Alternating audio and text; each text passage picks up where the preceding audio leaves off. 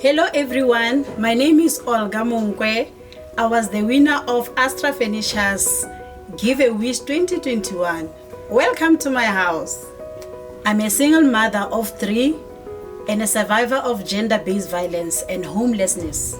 I used to buy ice blocks to store my son's medication, and we all were sleeping on one bedroom in a tiny rented room. To winning 80,000 rands products from Astra Furniture. A year later, I have a story of hope. I started a baking business and also bought a stand with a 7-room Zozo Shack.